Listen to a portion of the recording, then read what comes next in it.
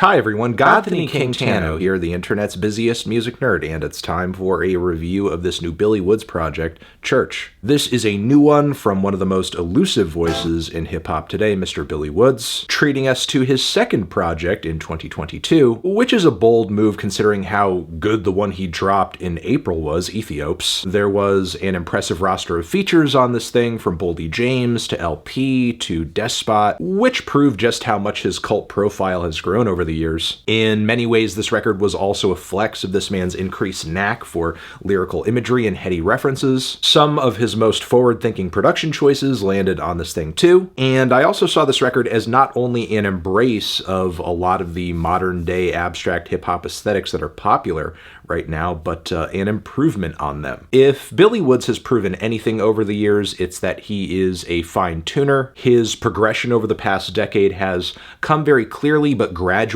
from album to album, and I think I've heard him on this streak long enough to know when he is stagnating a bit on a project. Because in my opinion, Church does not feel like another step forward, or even an extension on the strides he made earlier this year, because in many ways this record reminds me of a project Billy had a hand in years back. That would be Rome, the 2017 album from the duo he makes up with elusive Armand Hammer. I suppose this record feeling like a previous release from Armand Hammer shouldn't be too surprising, considering that the arsenal of production on this thing is raised by Messiah Musik, who is a frequent Armand Hammer collaborator. The very simple, bare, moody, and textured loops on Church's beats very much harken back to that project, especially in how repetitive they grow after a while. But I think the parallels extend beyond even that. The song structures on this thing aren't super present either. There's little to no variation across many of these tracks. That is until we may hit a random fade out that suddenly introduces an entirely different beat, which will often introduce such a radical and disconnected shift in sound and vibe that it might as well be an entirely different song. I'm thinking of The Last Leg of Paraquat, for example, and sometimes the random detours these tracks head into go harder than everything that came before that moment in the song. Like in the final leg of Classical Music, where we get this mystical lo-fi ballad that I wish there was more of. There's also Fever Grass, whose very woozy and intoxicating instrumental in the first half is not bad. Woods tops this with a memoir-style description of a younger self kind of surviving day to day in a very dysfunctional surrounding. But where the track really gets started is, again, after a beat switch, and he begins to dive into his family tree, starting with his grandfather, and then from there rapid-firing all these very overwhelming memories, which, again, hit so painfully hard, and I wish this section of the track went longer and deeper into what it's describing, and even that the song started earlier on this progression. Then there's also Fat Ray's verse in the second half of Schism, which arrives with a beat switch that, again, I think is superior to the instrumental before it. You have these insane reed samples that have this intense chorus on them. They really pop, and Ray's delivery is marked with this kind of raspy, bestial tone that reminds me of like Sean Price at his prime. So yeah, there's these tracks that are undergoing these somewhat random and sometimes unnecessary changes, but even the tracks that aren't engaged in this are lacking in their own way, like the very brief Swamp Water, which I found to be too fleeting. There's the song Frankie as well, which so much of this track is sunk into the intro that by the time it gets started, it doesn't really have the chance to build up too much momentum. The song Artichoke I found to be way too one-dimensional, too little contrast across the refrains and verses, and this pitter-patter groove combined with these kind of very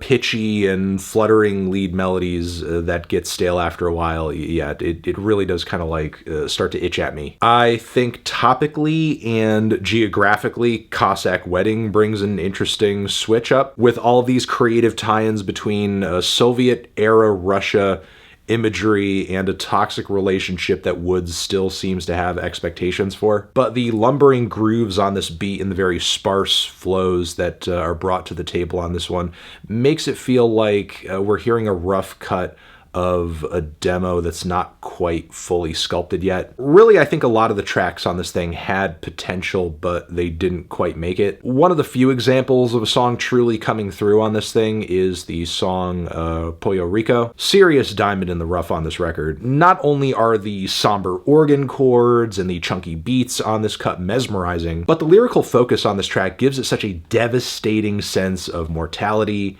and finality that just blows nearly everything else here out of the water. Plus, you also have Wood's trademark wit mixed with this very deep, deep, deep pessimism on some of the best bars. One where he makes reference to soldiers who were only given half of what they were promised after a revolution they were engaged in. Another where he says his uncle told him that you can't bury all those bodies, you have to burn them in a pile. It was dark, I could see his teeth, it wasn't a smile. Given a track like this, I think this record could have found a lot more power in the simplicity it was obviously trying to employ. I think that also occurs on the track Fuchsia and Green. The thick psychedelic production on this cut and the vocal delays are a delight sonically. Plus you have that usual Armand Hammer chemistry going on between Elucid and Woods that is definitely a pick-me-up in the first half of this LP. The other track featuring Elucid on the closer was also very easily a highlight on this thing, which makes me also think that maybe this record should have just been like, you know, formulated into another Armand Hammer album. Because for the vast majority of this thing, I feel like the material is just too dry,